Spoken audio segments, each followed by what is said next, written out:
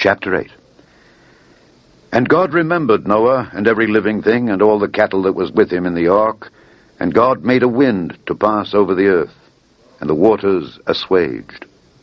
And the fountains also of the deep and the windows of heaven were stopped, and the rain from heaven was restrained. And the waters returned from off the earth continually. And after the end of the 150 days, the waters were abated. And the ark rested in the 7th month, on the 17th day of the month, upon the mountains of Ararat. And the waters decreased continually until the 10th month. In the 10th month, on the 1st day of the month, were the tops of the mountains seen. And it came to pass at the end of 40 days that Noah opened the window of the ark which he had made, and he sent forth a raven, which went forth to and fro until the waters were dried up from off the earth. Also he sent forth a dove from him to see if the waters were abated from off the face of the ground. But the dove found no rest for the sole of her foot, and she returned unto him into the ark, for the waters were on the face of the whole earth. Then he put forth his hand, and took her, and pulled her in unto him into the ark. And he stayed yet other 7 days, and again he sent forth the dove out of the ark. And the dove came in to him in the evening, and lo, in her mouth was an olive leaf plucked off. So Noah knew that the waters were abated from off the earth.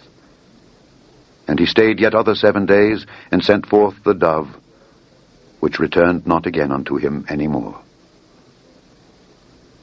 And it came to pass, in the 601st year, in the 1st month, the 1st day of the month, the waters were dried up from off the earth.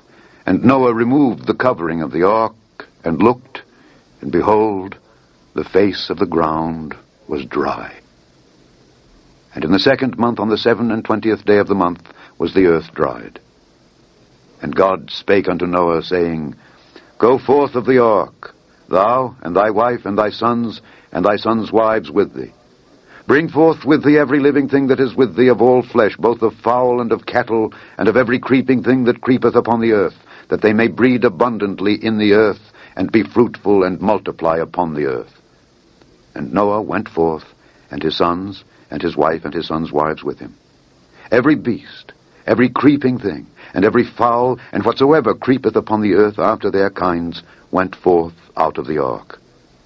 And Noah builded an altar unto the Lord, and took of every clean beast, and of every clean fowl, and offered burnt offerings on the altar. And the Lord smelled a sweet savor. And the Lord said in his heart, I will not again curse the ground any more for man's sake. For the imagination of man's heart is evil from his youth. Neither will I again smite any more everything living, as I have done. While the earth remaineth, seed time and harvest, and cold and heat, and summer and winter, and day and night shall not cease.